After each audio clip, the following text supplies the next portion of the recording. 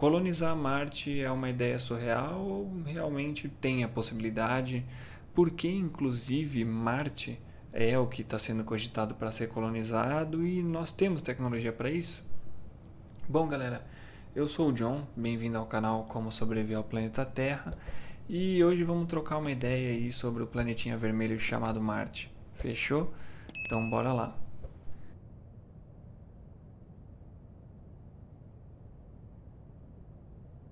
Bom, antes de tudo, se você é novo, se inscreva e ative o sininho para você sempre receber as notificações dos vídeos que eu postar, tá bom? Que é toda quinta e domingo.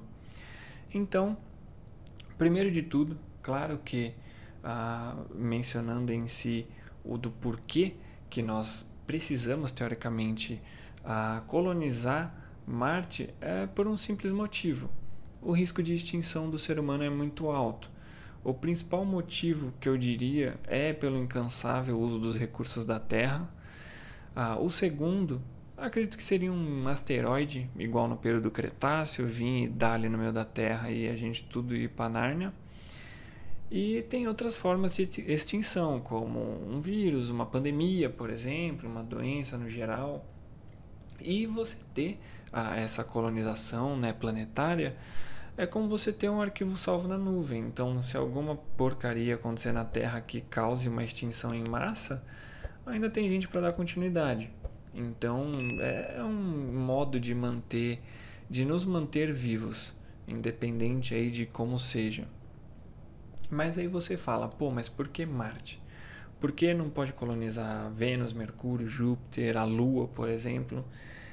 A Lua, inclusive, eles têm a ideia, né? Algumas empresas têm a ideia de querer colonizar a Lua, só que a Lua, ela basicamente não tem atmosfera, ela é muito fria, ela não tem muita água, ela tem uma radiação muito forte e o único jeito de permanecer nela e sobreviver nessas condições seria ficar aí nas cavernas vulcânicas que ainda tem nela, que aí você ficaria protegido da radiação e teria como você também fechar, né, esses tubos vulcânicos para que você mantivesse ali uma certa propriedade para o ser humano sobreviver. Mas ainda assim, os recursos seriam bem escassos, muito mais escassos do que em Marte, que aí eu já vou até citar o porquê que ele é o escolhido. Então, Mercúrio é o planeta mais próximo do Sol. Mercúrio tem uma temperatura de 427 graus durante o dia. Ou seja, olha, não tem como. É impossível sobreviver a essa temperatura durante o dia e durante a noite é menos 182 graus. 182 negativos. É muito frio e é muito calor. Não tem meio termo, então é impossível sobreviver. Inclusive, essa temperatura é suficiente para derreter estanho, que é um metal. Então, indo para o próximo planeta, que é Vênus, durante o dia, ele tem 484 graus. Ele tem a mesma. Aproximadamente, né, o mesmo tamanho que a Terra, mas ele não possui oceanos ou qualquer chance de vida, claro, né, que conhecemos por conta dessa temperatura. Então é impossível sobreviver nele nas condições necessárias para o ser humano.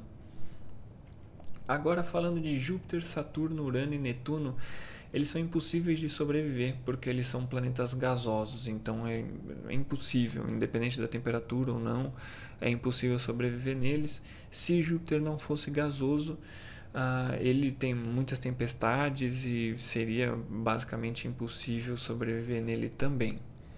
Então, o único que sobra é Marte. O Marte ele tem por conta da distância, né, de Marte entre, né, o Sol e Marte, a temperatura dele varia de menos 125 graus Celsius no inverno até 22 graus Celsius no verão. E sim, Marte ele tem estações, igual a Terra. A atmosfera de Marte ela é composta por mais de 95% de dióxido de carbono.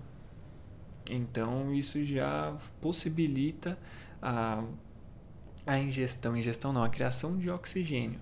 Então, apesar de ser meio frio, tem até algumas ideias para esquentar e aumentar a densidade da atmosfera, já que a densidade ela é bem mais baixa do que da Terra. Então, por exemplo, uma das ideias para aumentar o calor é em colocar espelhos, porque assim, o Marte ele tem os polos onde tem gelo, né? Ele tem água e ele tem o dióxido de carbono. Então, basicamente, você consegue separar o dióxido de carbono, né, o carbono do oxigênio, e aí você consegue criar oxigênio para que você tenha uma, digamos que uma maneira, entre aspas, aí, prática de você gerar o oxigênio para que as pessoas não dependam de mais nada vindo da Terra. E também dos polos, né, dessa água congelada, tem algumas ideias focadas nesses dois para que aumente a densidade do planeta e venha a se tornar mais habitável para nós seres humanos, e também para que ele esquente. Então, por exemplo, uma das primeiras ideias é construir espelhos gigantes e colocar eles para que a luz solar reflita, e da maneira que o espelho seja colocado, essa luz refletida ela bata nos polos congelados. Então, basicamente, a água congelada derreteria. Isso também faria com que o gás carbono fosse jogado na atmosfera e esquentasse. Eles basicamente criariam um efeito estufa para esquentar um pouquinho o planeta.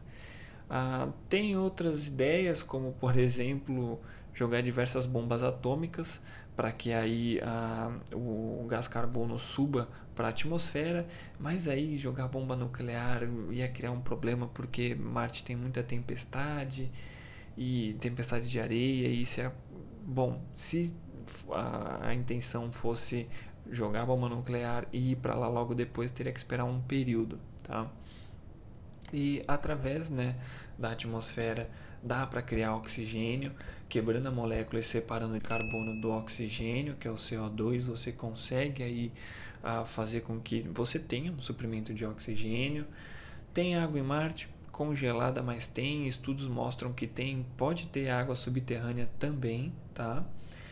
Um dia em Marte equivale a aproximadamente 24 horas e 37 minutos do nosso tempo.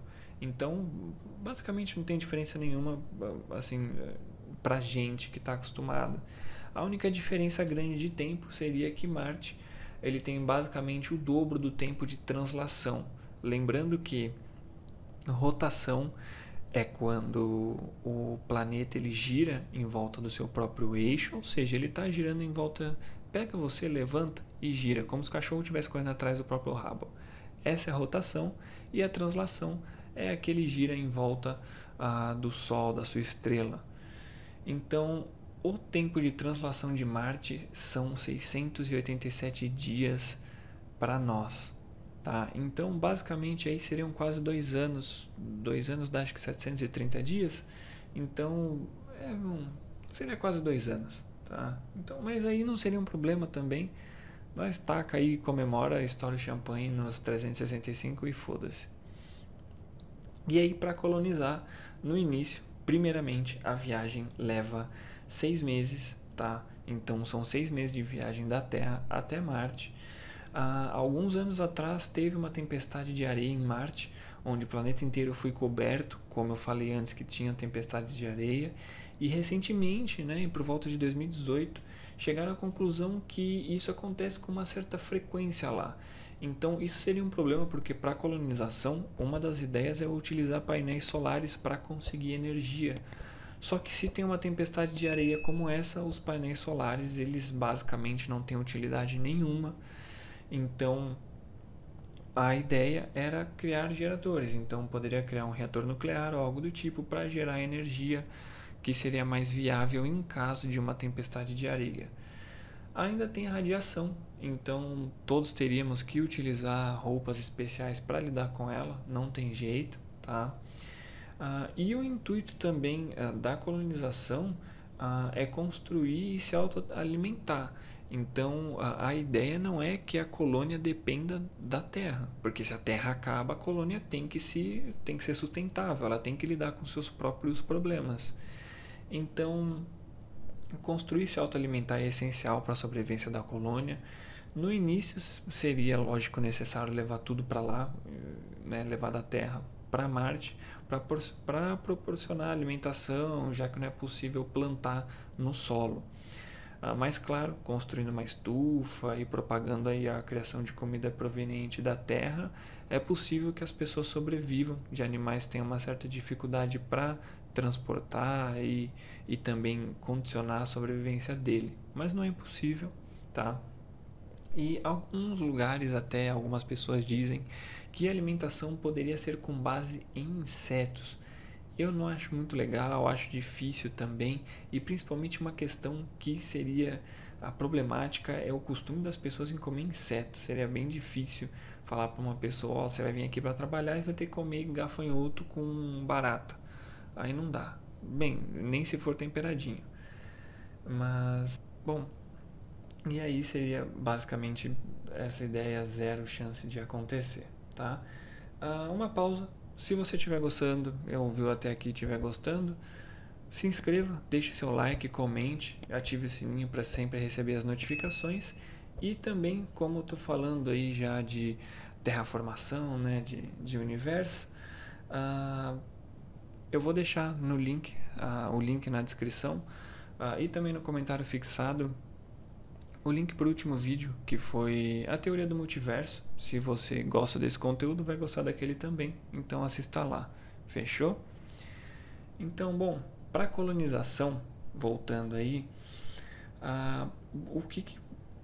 na verdade, antes de tudo, durante a corrida espacial aí na Guerra Fria, que basicamente, né, foi uma disputa de ego entre os Estados Unidos e a União Soviética, inclusive eu vou falar em um vídeo mais para frente sobre a Guerra Fria, foram criados recursos dos quais eles nos permitem fazer o envio das pessoas que precisamos, ou até mesmo das coisas que precisamos para Marte. O problema é o custo, tá? Porque, por exemplo, naquela época tu usava um foguete, as partes do foguete elas só eram utilizadas uma vez e já era. Então, um foguete que custava, um exemplo, tá, 100 milhões de dólares, ele ia para o lixo, basicamente. Então você, lógico que o que você trazia, né, o conhecimento para estudo é um valor inestimável, mas os 100 milhões de dólares ele tem um valor. E aí era preocupante, porque não dá para você pegar jogando foguete para tudo quanto é canto e já era. Então, até por isso que o projeto da SpaceX é usar meios de transporte reutilizáveis. Então, por isso que você vê aqueles testes em que eles pegam e tentam pousar os foguetes. É para que isso torne mais barata e viável a viagem para Marte. Porque se você for transportar, sei lá, um exemplo, 10 mil pessoas, e aí o foguete vai cair, vai pro ralo, aí não tem muita vantagem, vai ficar muito caro e vai ficar inviável. A colonização inicial ela vai se basear em pessoas ideais para construir a cidade sustentável. E quando eu falo sustentável, é para resolver seus próprios problemas, como eu citei acima. Então, vão o quê? Vão pessoas para fazer trabalhos braçais, pessoas de áreas específicas, como programadores, médicos, agricultores, físicos, geólogos, mecânicos e por aí vai, para ter uma sustentabilidade. Então, nesse aspecto, precisaria de um certo número de pessoas para ir. Por quê? Porque quanto mais pessoas, assim, de um certo ponto, se você parar a pensar, quanto mais pessoas de conhecimentos diversificados, você cria uma sociedade com conhecimentos amplos e compartilhar e sobreviver a qualquer, né, compartilhar o conhecimento e sobreviver a qualquer custo. Então, inclusive, se eu não me engano, Elon Musk disse que queria em torno de 1 milhão de pessoas para ter essa sociedade que teria esse conhecimento, que seria um número bom assim de pessoas de conhecimento diverso. Acho que até muita gente, mas é só para vocês entenderem a ideia. As necessidades humanas para sobreviver, como eu já citei, elas são simples. Tendo oxigênio e água, a gente sobrevive. Então, tem um outro ponto também que é a questão psicológica, porque é essencial para os habitantes. Tipo, imagine você sozinho, sem um familiar, né? Supondo que você foi para Marte, sem qualquer conhecido por perto. o psicológico chega uma hora que ataca, principalmente porque você vai estar trabalhando. Imagina você no dia a dia hoje na Terra, com o nego do seu lado, você já dá uma zoada na cabeça. Então lá seria bem problemático isso. Então talvez de início fosse até uma opção as pessoas elas acabarem indo, passando um tempo e depois voltando para a Terra, fazendo uma troca, como se fosse uma troca de turno, para que as pessoas mantivessem a sanidade delas, tá? E por último, mas não menos importante, tem efeitos no corpo, tá? Tem muitos efeitos no corpo humano por conta da gravidade. Então, um dos efeitos, por exemplo, é a visão. Os olhos, a visão ela pode ser prejudicada porque os fluidos retidos pela gravidade na Terra, eles migram até a cabeça pressionando o nervo óptico. E aí esse fenômeno, né, entre aspas, pode deformar o globo ocular. Então você basicamente vai precisar de óculos e há um longo período de tempo lá é bem perigoso para a visão, isso é bem problemático. Outro problema são os músculos. Os músculos eles necessitam da tensão que é imposta pela gravidade para ficar em forma. Então quando não tem gravidade, você perde massa muscular. Então tu vai ficar magrinho e não vai ter força para quase nada, ainda mais se não tiver uma alimentação adequada. O penúltimo ponto é o sangue. Na Terra, o sangue ele flui, ele tende a fluir, né, vencendo a gravidade. Então, em um ambiente de gravidade zero, o coração ele leva tempo para se ajustar a uma condição de menor resistência. Então, depois de certo tempo, a pressão sanguínea volta até pode voltar, né, ao normal, mas pode gerar problemas no começo. Isso, o corpo pode se adequar, mas no começo pode ser um problema. E por último, os ossos. Os ossos acredito que seja um dos maiores problemas, tirando os olhos, porque quando não existe resistência, os ossos eles perdem cálcio. Então é um elemento essencial para a saúde óssea.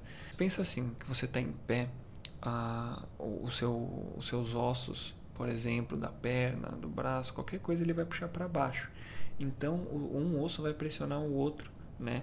Mas aí tem a cartilagem no meio. Só que essa cartilagem, quando você não tem a gravidade, ela meio que vai ficar sem essa pressão. Então você vai ter um problema para andar, a sua coluna dá uma zoada, porque a gravidade meio que relaxa a sua estrutura óssea. Então quando você volta, nada vai encaixar certinho. Esse é o ponto, principalmente na coluna, que são muitas vértebras. Então vai dar uma quebrada legal, assim, quebrada não no sentido literal, mas é um problema. Claro que acredito que umas 4, 5 gerações nascendo lá, já nasce totalmente acostumado, vai nascer meio estranho, né? Talvez nasça igual até a ideia que nós temos sobre alienígenas, mas já o ser humano já estaria habituado e conseguiria sobreviver a essas condições, tá bom? Bom, eu vou ficando por aqui, eu espero que vocês tenham gostado. Lembrando, se você gostou, curta, compartilhe e comente. Se inscreva no canal e ative o sininho. E até uma próxima. E feliz ano novo. Hoje é acho que é dia 6, né? É dia 6 que vai lançar. Então, feliz ano novo e até domingo. Beijão pra vocês.